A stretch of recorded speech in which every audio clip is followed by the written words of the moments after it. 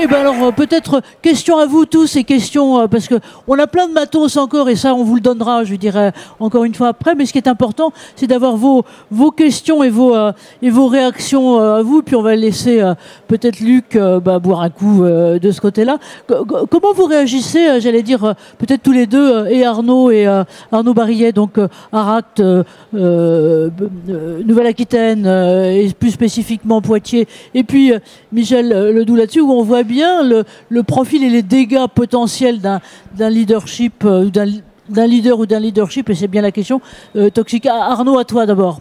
Ok, merci. Vous m'entendez bien? Ouais. Alors, nous, du côté Anact, on s'est posé la question, évidemment, de la place du management dans ce qu'on appelle en France les RPS. Il y a déjà, on va dire, plus d'une quinzaine d'années, notamment dans la continuité des événements qui se sont passés à France Télécom et puis au Technocentre de Guyancourt. Alors, la bonne nouvelle, c'est qu'on a quand même un peu de recul aujourd'hui sur ce qui ne marche pas dans le cadre de climat délétère avec un rôle du management. C'est les formations sur la prévention des RPS administrées aux managers. On a vu l'expérience que ça a donné chez France Télécom. Les managers sont juste ressortis de cette formation en ayant un peu plus de choses sur leur liste de courses et en se sentant en plus responsable de tous les maux. Donc c'est encore un travers qu'on retrouve aujourd'hui. C'est extrêmement facile de tout mettre les problèmes de dysfonctionnement sur les épaules des managers. Après, il faut s'interroger sur comment sont managés les managers. Aujourd'hui, il faut savoir que dans la plupart des entreprises en France, les managers ne sont pas managés comme les autres salariés, voire ne sont pas managés du tout.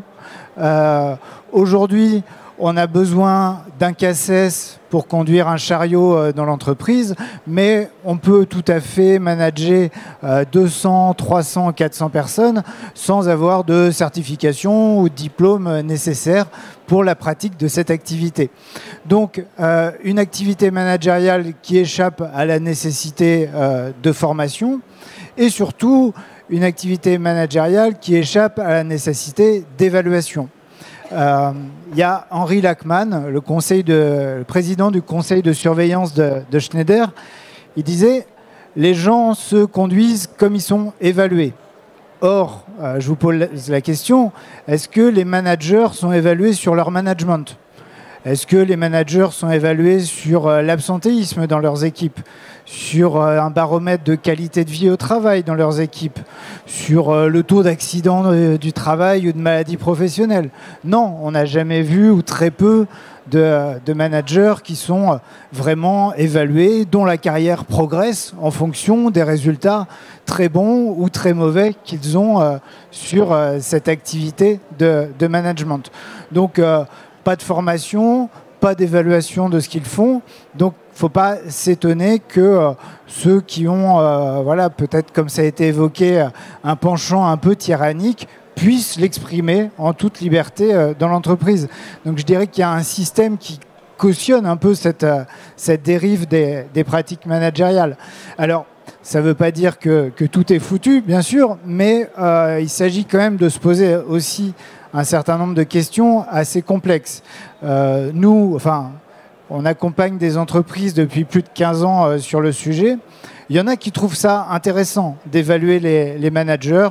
Alors, on va faire un baromètre QVT où on va évaluer les managers sur l'absentéisme dans leur service. Mais ce qu'ils oublient souvent, c'est de se poser une deuxième question fondamentale. C'est une fois qu'on aura l'évaluation des bons et des moins bons, c'est qu'est-ce qu'on en fait? Et puis là, moi, j'ai pas mal d'entreprises qui me disent « Ah bah oui, ça, on n'y avait pas pensé. Qu'est-ce qu'on va en faire des moins bons et puis des bons ?» Alors, nous, on leur apporte des éléments de réponse. Les moins bons, on pourra leur proposer des actions de formation ou autres, mais il faut aussi reconnaître les bons, c'est-à-dire qu'ils puissent avoir de la promotion, et puis surtout se dire que pour les prochains managers qui arrivent, on va plutôt les mettre en tuilage ou en tutorat en priorité avec les managers qui ont des bons résultats, sachant que ce n'est pas du tout ce qu'on fait aujourd'hui. Donc il y a vraiment... On va peut-être revenir après, parce que effectivement, c'est la question qu'on aimerait bien vous poser, merci Arnaud, qu'on aimerait bien vous poser à vous aussi, c'est comment ça se passe chez vous, parce qu'on voit bien je dirais, l'interrogation très profonde qu'il y a, c'est pas sur les personnes, ça peut être sur le système et sur la façon dont le système lui-même est cornaqué, peut-être aussi appel à vos réactions. Et puis de votre côté, Maître Ledoux, Michel, j'allais dire, d'un point de vue bien sûr juridique, mais pas que judiciaire, avec l'expérience que tu as sur finalement l'importance ou pas des enjeux et des indicateurs et de la performance santé-travail, si on peut dire, à côté d'autres. Comment tu sens les choses et notamment ce que sont les orientations que Luc Brunet nous donnait? Oui, par rapport à ce que Luc vient de dire, on revient sur une de mes interrogations récentes. Attends, je vais te donner mon micro. Ouais, on a beau taper dessus, comme le technicien n'est jamais là, on est... Oui, par rapport à ce qu'a dit Luc, moi ce qui me fascine depuis quelques années, c'est qu'on demande aux employeurs de former évidemment les salariés. Bon. Ce que je ne comprendrai toujours pas, c'est pourquoi dans les écoles d'ingénieurs, dans les écoles de commerce, dans les universités, pourquoi les gens qui vont diriger les entreprises ne bénéficient pas d'enseignement santé-sécurité. Je ne parle pas de sensibilisation, hein, je parle d'un véritable enseignement. On leur apprend la finance, ces derniers temps probablement l'intelligence artificielle, mais la santé-sécurité, ils n'y connaissent rien. Et ça, je trouve que c'est assez fascinant, parce qu'ils sous-traitent en général cet aspect qui a longtemps été perçu comme négligeable aux préventeurs, en général sur la santé physique, au DRH sur la santé mentale, mais ils ne connaissent rien. Quand je dis enseignement, c'est un trimestre au moins d'enseignement sur les bases de la santé et de la sécurité. En clair, tu es nul en santé, tu redoubles.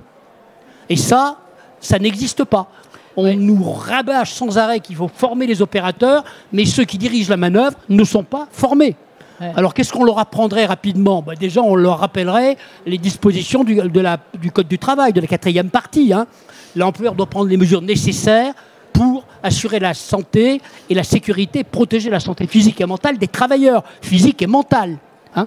On leur apprendrait le dernier état de la jurisprudence. Hein, maintenant, vous le savez, il n'y a plus d'obligation de sécurité de résultat, il y a une obligation de prévention. Hein. L'employeur peut s'exonérer éventuellement de sa responsabilité s'il justifie avoir respecté ce qu'on appelle les principes généraux de prévention, autrement dit une bonne évaluation des risques et des plans d'action bien foutus, intelligents, complets, effectifs sur le terrain. On leur apprendrait ça. Hein, et on leur dit, puisqu'ils doivent justifier, comment on justifie? Déjà avec un bon document unique, évidemment, d'évaluation des risques. On leur apprendrait que les documents uniques souffrent de pathologies, l'obésité ou l'anorexie. Hein, que les documents uniques, si on veut qu'ils soient effectivement utiles à la prévention, n'ont pas besoin d'être énormes, puisqu'aujourd'hui, plus personne ne lit rien. Donc il faut simple, précis, concret, effectif. Bon, on leur apprendrait effectivement que l'employeur porte la charge de la preuve. Autrement dit, en cas de pépin, ce n'est pas au salarié de démontrer que son employeur n'a pas respecté les règles, c'est à l'employeur de démontrer qu'il les a respectées. La charge de la preuve pèse sur les épaules de l'employeur. On leur apprendrait également que, comment on trace d'ailleurs, si on en revient un peu à la question des risques psychosociaux, en cas d'alerte, l'employeur doit mettre en œuvre une enquête interne, sans délai, nous dit la Cour de cassation.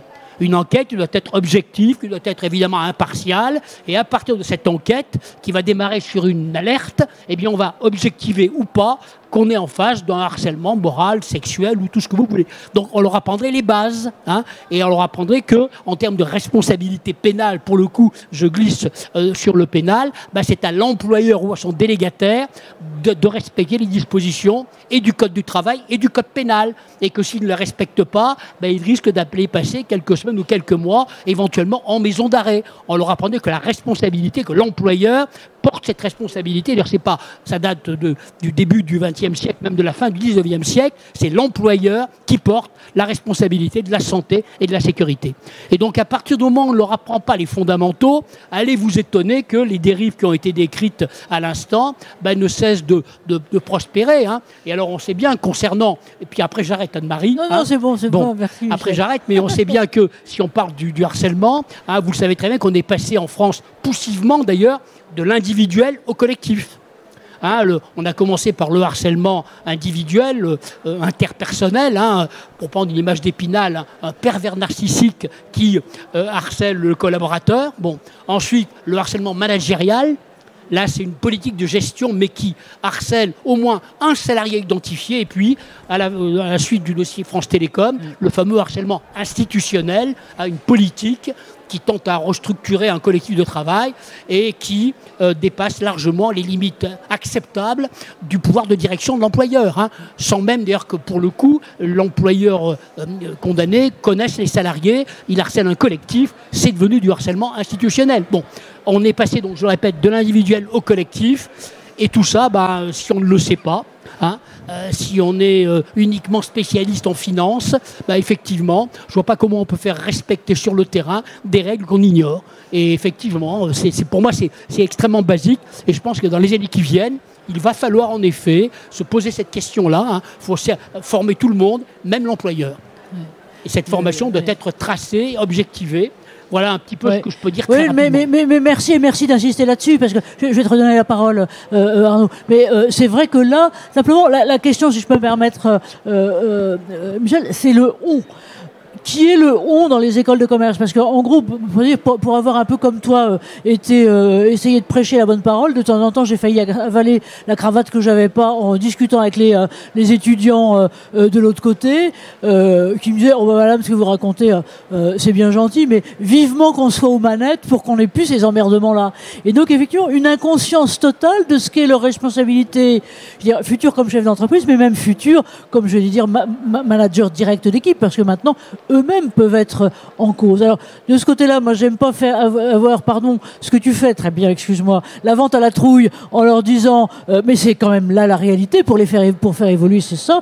Il y a eu le droit a complètement changé, et maintenant, faites gaffe les mecs et les meckesses, d'ailleurs, même combat, il y a un risque personnel que vous courez en tant qu'exerçant une responsabilité où vous incarnez l'employeur. Vas-y Arnaud, et juste puis un mot de Marie, la santé au travail, ça ne s'invente pas, ça s'apprend. C'est des règles précises. Si on ne les connaît pas, on a, à mon avis, bien du mal à les appliquer. C'est quelque chose de technique. Il y a des règles techniques, hein, comme la finance, comme les choses. C'est technique. Ça ne tombe pas du ciel quand on est employeur. Et vous voyez, moi, j'arrête après. Hein. Il y a certaines structures. Bon, on trouve ça peut-être dans les hôpitaux, organismes de recherche, dans lesquels le chef, c'est le meilleur techniquement, scientifiquement. Tu es très bon scientifiquement, eh ben, tu es chef. Or, ces gens-là sont parfois des nullités absolues en termes de management. Hein, ils ont les diplômes, ils ont une connaissance scientifique, ils sont archi nuls. Et parfois, ils font beaucoup de dégâts. Ça veut dire qu'on peut être très intelligent et nul en matière de santé et de sécurité au travail. Oui, et dans d'autres matières traitant du capital humain, fin de parenthèse, Arnaud, et puis on aimerait bien, merci Michel, avoir l'opinion de Luc sur l'évolution ou pas de la formation au Canada. Arnaud, à toi. Alors c'est simplement pour enfoncer un peu plus le clou de ce qui vient d'être dit. En plus, aujourd'hui, on a les référentiels qui vont bien. Il y a un référentiel qui a été produit par l'INRS avec le soutien de William Dabb qui s'appelle le référentiel BEST, base et éléments de santé et sécurité au travail.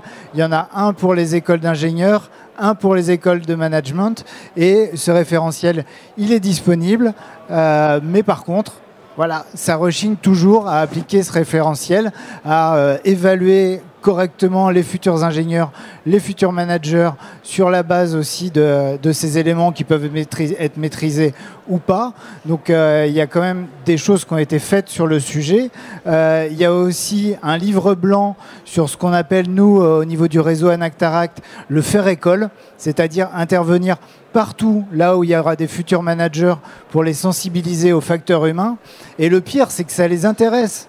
Ça intéresse les futurs boulangers qui vont avoir des apprentis, ça intéresse les futurs managers de comprendre qu'un homme au travail, c'est pas stimulus-réponse, que ça relève d'un certain art, d'une certaine pratique, d'une certaine complexité. Si c'est bien fait, ça les intéresse, tous ces managers, tous ces futurs managers. Mais il faut que ça soit bien fait et il faut qu'il y ait la place pour le faire aussi.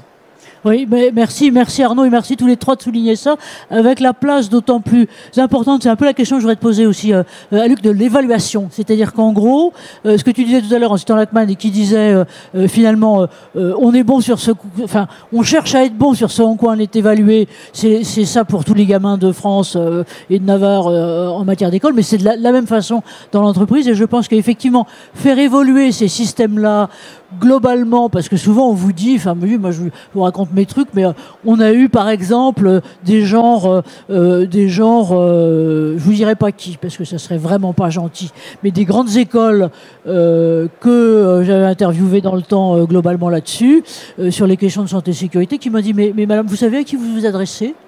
Vous savez à qui vous vous adressez. Nous, vous comprenez, on s'occupe et on enseigne à nos étudiants des histoires de stratégie, des questions importantes, pas d'histoires de balai à chiottes, texto. Je dois dire que j'ai fait GLUPS, mais voilà. Et donc c'est la question là aussi, c'est que la capillarité, j'allais dire qu'elle doit aussi monter vers la tête. Comment ça se passe au Canada, à la fois chez toi, donc Université de Montréal, ou ce que tu peux voir ailleurs, ou dans les systèmes de formation, justement, pour faire évoluer et incarner ces valeurs-là? Je dirais que c'est pas tellement différent d'ici, au niveau de la formation.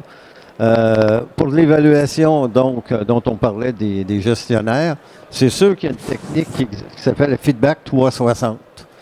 Mais que la plupart des entreprises, feedback 360, ça veut dire qu'on demande pour évaluer le candidat on va prendre des commentaires venant des employés, des collègues et de la direction.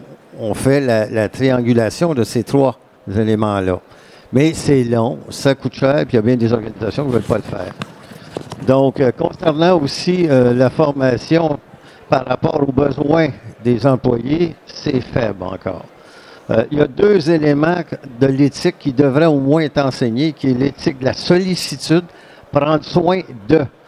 On est responsable d'un groupe d'employés, on doit prendre soin d'eux. Alors, normalement, et l'éthique de la justice aussi, face à ces gens-là. Que ce soit la justice procédurale, c'est-à-dire la façon de voir avec eux, de comment discuter avec eux, de commenter, que ce soit la justice tout simplement liée à l'équilibre entre ce qu'ils reçoivent du travail et ce qu'on leur donne, c'est rarement ça aussi touché. Avec aussi, je dirais, on le voit dans les organigrammes des entreprises, c'est le fait que les fonctions prévention ou autres sont généralement, je ne vais pas dire en N-25 parce que ça serait un peu méchant, mais en N- plusieurs par rapport à des véritables fonctions de direction. Donc la question, Michel, pour toi, parce que là encore une fois, le côté droit et le côté du juge.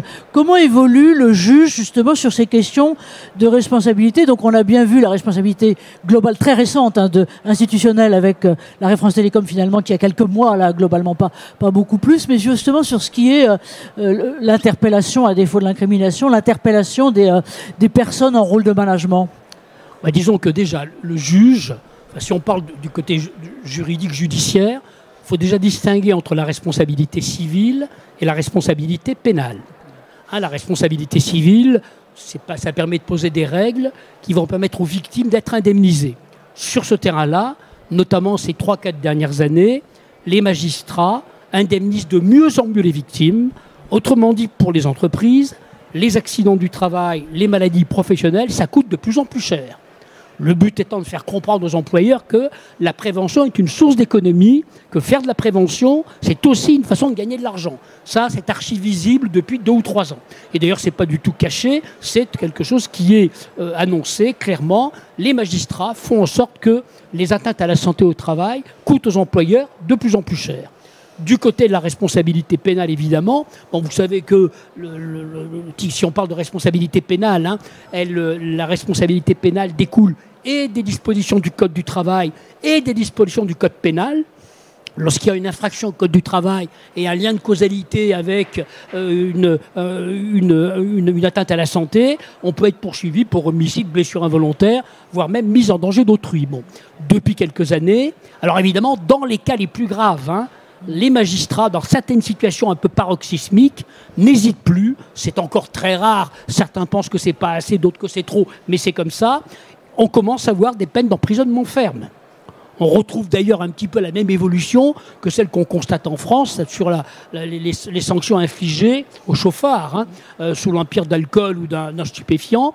Ça cartonne de plus en plus cher, de plus en plus fort dans les tribunaux correctionnels, et on commence à avoir au pénal des sanctions de plus en plus lourdes, soit à l'encontre du chef d'entreprise, soit à l'encontre, ou les deux d'ailleurs, de la personne titulaire d'une délégation de pouvoir. Donc il y a un durcissement des sanctions pénales qui est encore, disent certains, relativement modeste quand même. Enfin, on part de loin. Mais vous voyez, il y a une répression pénale. Si vous voulez, vous savez, il y a juste un mot. Il y a quelques années, quand il y avait un accident du travail, finalement, c'est moi qui interprète, mais je ne suis pas très loin de la vérité, c'est un peu caricatural, mais les juges considéraient qu'il y avait deux malchanceux, la victime et son employeur. Et donc les sanctions infligées à l'employeur étaient des sanctions assez symboliques. Depuis quelques années, dans certaines situations extrêmement graves, l'employeur ou son représentant n'est plus perçu comme un malchanceux, mais comme un délinquant. Ce n'est pas une délinquance de l'intention, c'est une délinquance du je m'en foutisme, de l'inertie, de la somnolence, mais c'est la délinquance. Et dans les cas les plus graves, lorsqu'il y a des dégâts humains et des imprudences absolument hallucinantes, l'employeur est traité et va être traité dans les années qui viennent comme un délinquant de droit commun, et pourquoi pas, on lui infligera ce qu'on inflige à certains délinquants de droit commun, pourquoi pas des peines d'emprisonnement fermes. C'est le sens de l'histoire, de toute façon.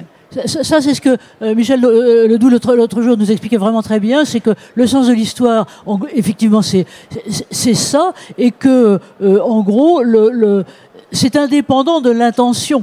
Et ça, on le voit dans d'autres choses, par exemple aussi en matière environnementale, par exemple, l'intention ou l'absence d'intention de polluer, mais le fait qu'on pollue, c'est l'intention, j'allais dire, qu'on s'en fout. En matière de harcèlement moral, des exactement qui ont pour objet ou pour effet. Ouais. Autrement dit, on peut harceler, être condamné pour harcèlement sans avoir voulu harceler. Un manager extrêmement maladroit, un nul, quelqu'un qui, quand bien même il ne veut pas faire de mal à personne, s'il fait du mal aux gens par son management catastrophique, il peut être condamné pour harcèlement. Le harcèlement moral, c'est pour objet, là c'est le pervers narcissique, ou pour objet, c'est les conséquences de ce qu'on fait. Si on est mauvais, si on est nul, si on fait du mal aux gens, on peut être poursuivi aujourd'hui pour harcèlement moral. Pardon de rire, mais de la coupe aux lèvres, il y a encore loin en matière politique, mais ça c'est un autre débat. Oui. Voilà. Et donc voilà, on va peut-être là maintenant demander à chacun un peu le mot de la fin. Et puis Luc, encore une fois, question pour toi qui travaille beaucoup sur le milieu des soignants. Donc le milieu des soignants, c'est quand même plusieurs millions de salariés, en tout cas en France. On sait, tu disais tout à l'heure, l'intention de quitter. Moi qui ai été longtemps de l'autre côté, c'est-à-dire du côté du lit, de côté là, donc j'en profitais pour interviewer les aides-soignants et autres, et en règle générale, y compris les plus juniors, ce qu'elle me disait, c'est nous on est rentrés dans ce métier parce qu'on est sûr d'avoir un job, mais en gros, plus vite on peut se tailler, au bout de 5 ans, on se taille. Et donc ça, c'est quand même très très mauvais signe pour une profession, parce qu'il faut le temps de former les gens. Comment tu sens, je dirais, en gros, dans le système de santé canadien, les choses évoluer? Je dirais qu'en France, on a nos 3 systèmes, mais voilà. Chez toi, comment ça se passe et comment les managers sont un peu ou pas sensibles à ça? Je dirais que présentement, avec le manque de personnel, et surtout avec la détérioration du climat qui s'est passé depuis la COVID, ça va mal, effectivement. Puis quand on regarde au niveau du leadership tyrannique, ça a tendance à augmenter dans le milieu. Et le problème, quand on interroge des infirmiers ou des infirmières qui ont été victimes de leadership tyrannique, d'abord, c'est la peur de parler. Quand on regarde pour aller plus en détail. Deuxièmement, ils se sentent responsables. Parce qu'ils se disent, j'ai peut-être fait quelque chose de mal, c'est pour ça qu'ils me tapaient sur la tête. Faut en prendre un autre. Il reste sans voix devant les fêtes. OK. Alors, donc, ils se sentent coupables. Et puis, quand on essaie de voir comment ils étaient, eux, avant de subir donc de la tyrannie, c'est difficile parce que ça change une personne. De subir ça pendant des années, même pas pendant des années, des fois pendant quelques mois. Ces gens-là sont changés. Et souvent, la porte de sortie, ça va être soit de quitter ou soit de tomber en dépression, en burn-out. Et puis, le burn-out, pour revenir d'un burn-out, ça peut prendre 3 à 5 ans avec beaucoup de possibilités de rechute lors du burn-out. C'est très long. Donc, il faudrait que les gestionnaires soient formés aussi pour intervenir avant. Intervenir quand ils voient qu'on a un de ses employés ou une de ses employés commence à présenter des symptômes. Donc, il faudrait réellement intervenir au début. Parce que plus on attend, et ça, c'est typique des gens qui commencent à souffrir de burn-out ou de détresse, c'est que plus ils souffrent de détresse, moins ils veulent d'aide. Et moins ils veulent d'aide, plus ils sombrent. Et après ça, remonter la pente, c'est beaucoup plus long. Merci à vous. Alors, le mot de la fin, je dirais qu'on va essayer d'être positif. Alors, la question est défense d'aller dans du négatif, c'est qu'est-ce qu'on peut faire, qu'est-ce que vous allez faire, qu'est-ce qu'on peut tous faire pour aller vers un management plus positif, soit manager, soit management, soit système. Arnaud. Alors, ce qui est curieux, c'est que vous le voyez pas, mais on a parlé de leadership tyrannique, et puis moi, j'ai eu l'image qui est derrière vous, qui est juste ici, là. L'espèce de loup avec la cravate. Donc, je l'avais bien, le leader tyrannique.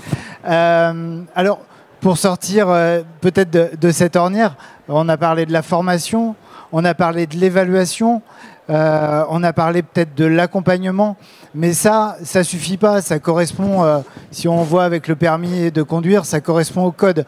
Il faut aussi passer la pratique. Et pour la pratique, on sait que dans l'exercice du management, on est confronté à des situations complexes, un collaborateur qui arrive bourré au travail ou d'autres types de problèmes.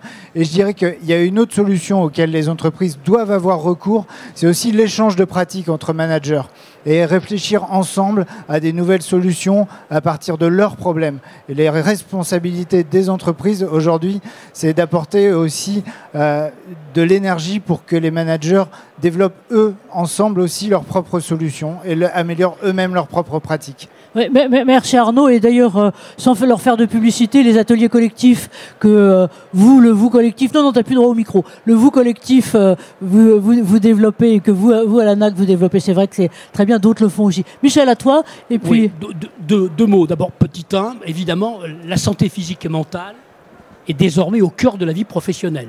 Ceux qui n'auront pas compris ça vont méchamment souffrir dans les années qui viennent. Puis j'ai une deuxième remarque à faire concernant le harcèlement, c'est que tout n'est pas harcèlement. Hein. Trop d'accusations de harcèlement tuent le harcèlement. On ne vit pas non plus dans un monde de bisounours, où tout le monde il est beau, tout le monde il est gentil. Hein. Dans la vie professionnelle, on a le droit de s'engueuler, on a le droit de pas être d'accord, ce n'est pas en soi du harcèlement. Hein. À force d'être trop chatouilleux là-dessus, on tue le véritable harcèlement, hein, ce qui doit être puni, sanctionné, poursuivi, le harcèlement moral, le harcèlement sexuel, le sexisme. Hein. Donc, il ne faut pas non plus, sans arrêt, quand les gens ont un petit problème aujourd'hui, ils sont en burn-out, ils sont harcelés, il faut que tout le monde atterrisse. Hein. On est en train de saboter, hein, de casser cette chasse au harcèlement, au management toxique, en utilisant ce mot à tort et à travers. Hein. Et ça, j'insiste là-dessus. Hein. On ne vit pas dans un monde idéal où, bien sûr qu'on cherche tous l'harmonie, être bien, mais la vraie vie, elle n'est pas comme ça. Elle est rude, la vie. Puis on voit bien qu'actuellement, hein, il y a des raisons de stress à tous les niveaux. Donc, ce n'est pas du harcèlement.